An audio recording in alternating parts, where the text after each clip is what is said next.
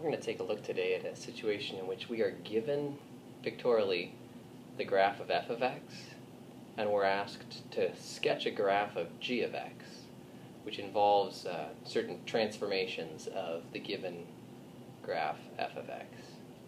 And typically in a situation like this, we would look at the equation for g of x and identify parts of it as whatever their respective transformations are, and then attempt to shift the f graph about.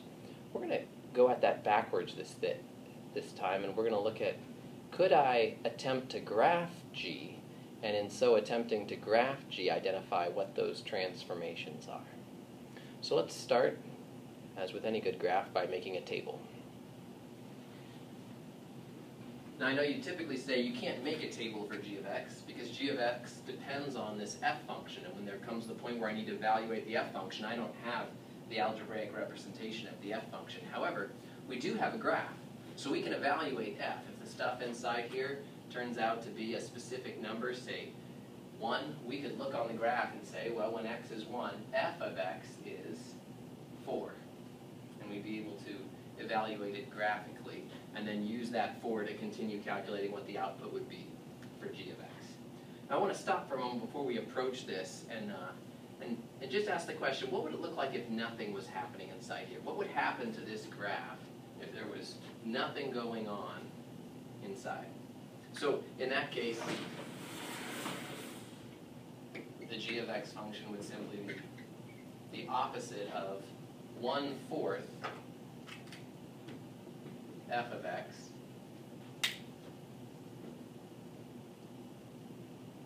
plus 4. So if you were to build a table for something like that, you'd look at what are my inputs, and we're putting values in to the g function and getting them out. However, in this case, when you put a value into the g function, it immediately goes into the f function. So we have the opposite of 1/4 of whatever f of, and that input becomes an input in the f function, which we could immediately evaluate. F of 0 graphically is 4. And we could continue to find the output for g of 0. It'd be 1/4 of, this number is now 4, plus 4. And we could calculate that. 1/4 times 4 would be 1. And then add those two together, you get 5, and the opposite would be -5. So there's our output. And we could continue to do that. You could go back, and instead of the 0, we could put in, and it would probably be wise of us to pick values that we can evaluate with f. I wouldn't put in a 10 because I don't know what the f function is at 10. But I might put in, say, a -2 to my g function, which then becomes a -2 going into the f function. Well, f of -2, we can see, is still 4.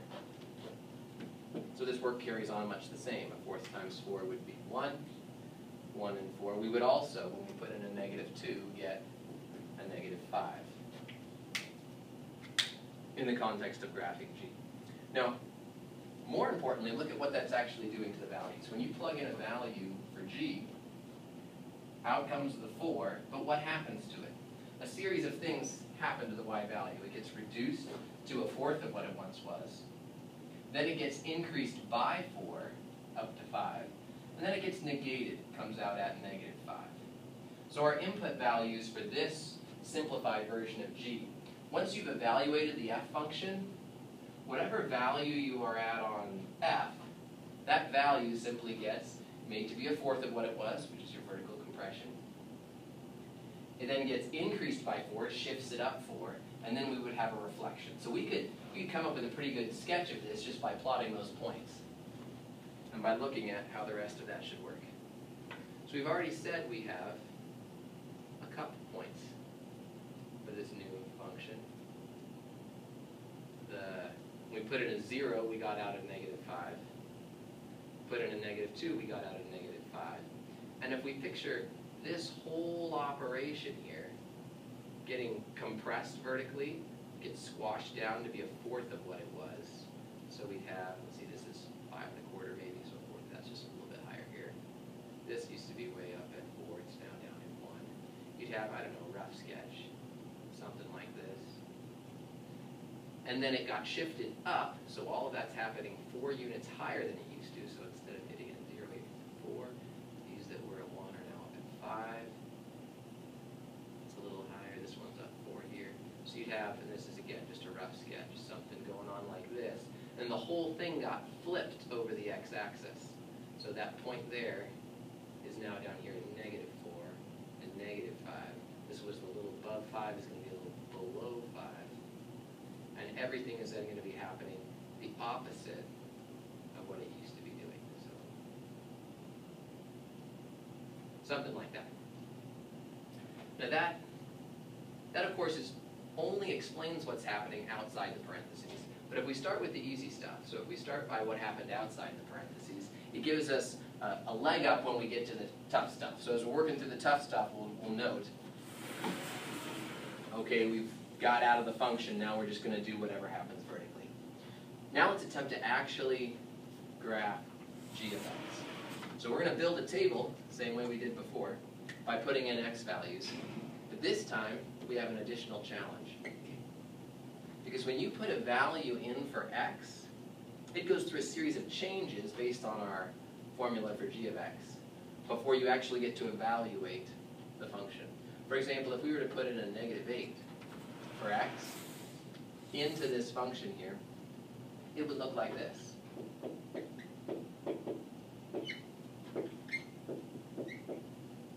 And then inside here, we have a couple things going on. Before we can do anything in terms of evaluating f, we've got to take that -8, cut it in half, change its sign, and decrease it by 2. So g of -8 would be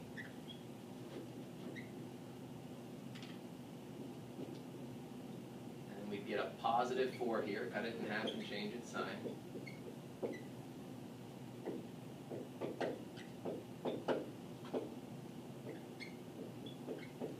And when we get to this point, we need to know what is f of 2 if we're going to be able to keep going. But when we look at our graph, we can't evaluate f of 2. f of 2 is out of the viewing range here. So when we put in a -8, it's not that there isn't an output, but we miss it. We can't see that point on the graph. Now we know which point we're interested in. We're interested in the point 2 something on the f graph. We don't know what that is. But this particular input choice wasn't a good one. We'll say we missed. Not that it doesn't exist.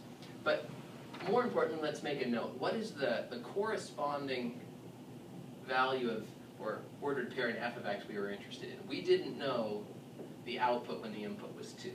-8 as an input for x became 2 as an input for f, and we didn't know what the output was. So let's try a different value and see if we can get one that'll work. Let's jump down to -4, let's say. So as we put a -4 into this function instead of a -8,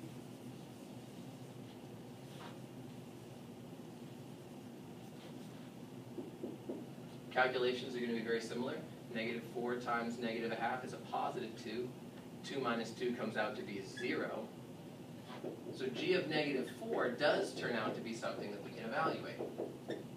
Because we know how much f of 0 is graphically. F of 0 is 4. That's the place in this computation where we move across from having an f to not having an f in our calculation. We've now evaluated f of 0. It came out to be 4. And we can continue this process to get an output for g. 4 times 4 is going to be 1. And we've been here before. Increase it by 4 and then change the sign. We get an output of -5. So we now have our first point that is truly on the graph of g of x. The other version wasn't actually g of x. That was just a simplified version of g of x. But this really is g of x. -4 for an input gives us 5 for an output. Let's plot that on here. -5. Now more importantly, look at the point where we went across. F of 0 equaling 4 is what allowed us to calculate this. So that means this corresponds to that point 0, 4 on the f function. If you look at that place kind of in between the cusp and this local maximum here, that point there, that's what this is on the g function, because that's the place at which we came across through the f function that we evaluated f. And we could keep going. We could plug in another value. Let's try 0. If we put a 0 in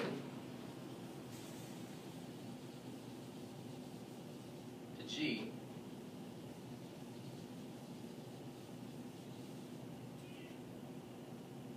we have negative half times 0, which is nothing. Take away 2, negative 2. Again, we're plugging a 0 in. And then f of negative 2 is a point that we can evaluate. When I plug in negative 2, I get out a 4, according to my f function. And these calculations are much the same. 4 times 4 is 1, adds up. Once again, we get negative 5. And we'll start to see this thing take shape. So here's our second point. When we plugged in a 0, we got negative 5. To what does that correspond? That corresponds to the point at which we evaluated f. We plugged in a negative 2 and got a 4 in the f function. So this corresponds to the point negative 2, 4 in the f function.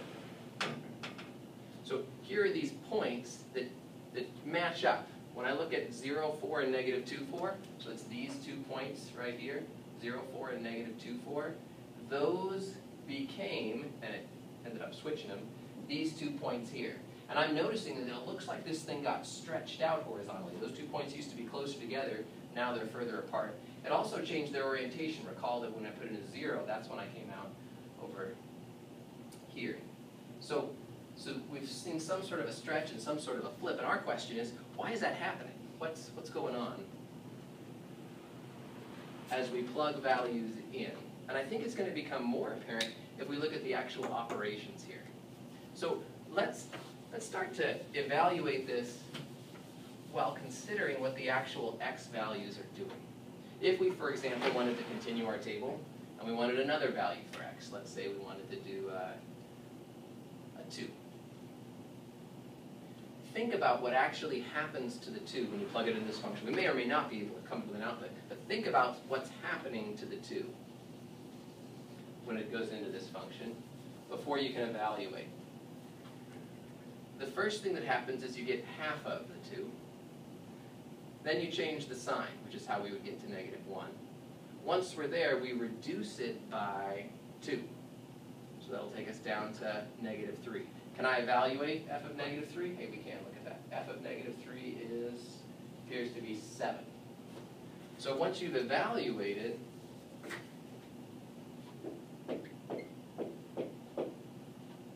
then we have an output. Negative 3 came out to be 7, so that's our point that this corresponds to, that negative 3, 7 there.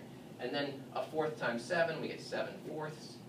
We add 4 to that, so this is about 1 3/4, and we're about 5 3/4. So negative 5.75. So that gives us the output. We're at negative 5.75. And it gives us the ordered pair at which we crossed over. Negative 3 came out to be 7. And we can plot that, but let's look at where it went first. We plugged in for g a 2 right here. And when we plugged in the 2, half of it was the first thing that happened.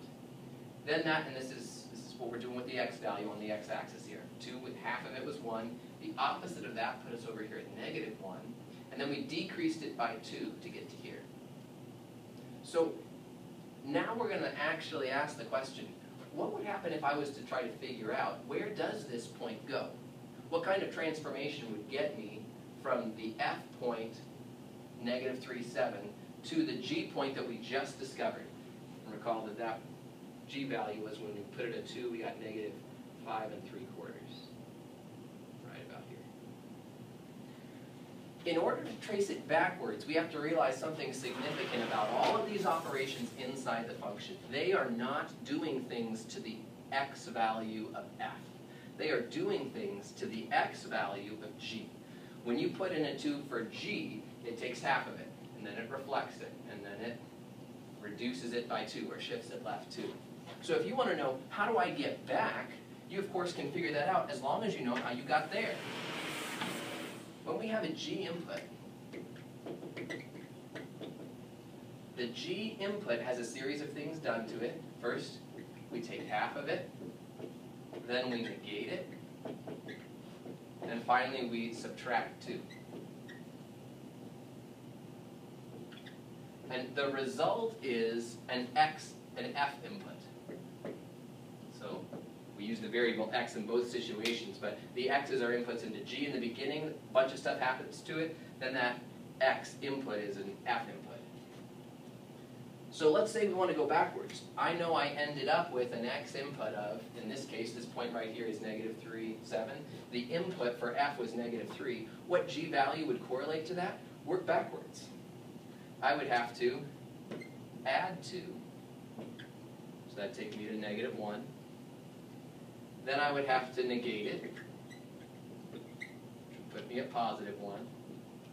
And finally I would have to double it in that order, which would take me to 2, to find, that's our G input. The G input of 2 corresponds to an F input of -3. So what happened to this point, -3, 7? Well, in terms of the horizontal component, if you think about the x value, look at our sequence, you added 2 to it, you negated it, which brought it over here to -1, and then you doubled it, which pushed it out to 2. Because those are the opposite operations in the opposite order of what G is actually doing. This stuff inside tells you what G does to an x value. All these operations are what G does to an x value to get to an F input. So if you want to start with that point, you've got to undo them, and it's very similar to solving. In fact, we could have taken an algebraic approach to this. We could have said, I know that I'm going to have -1/2 times my number minus 2, and I want to come out with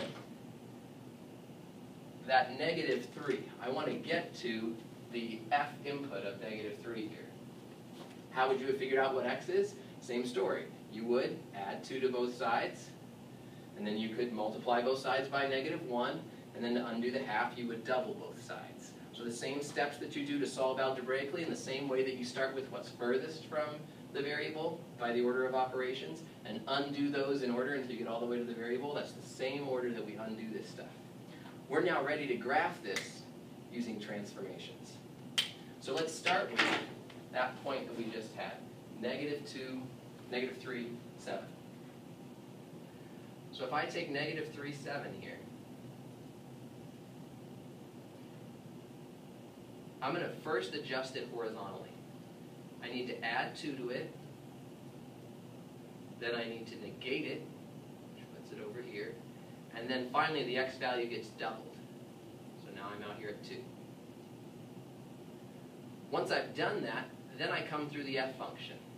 And the f function puts me out here at 7. Now we're doing all of the things that we did previously outside the function. So we're using that -1/4 and the +4 and the negative there. So you would then say, this point gets, just as we practiced before, 1/4 as tall as it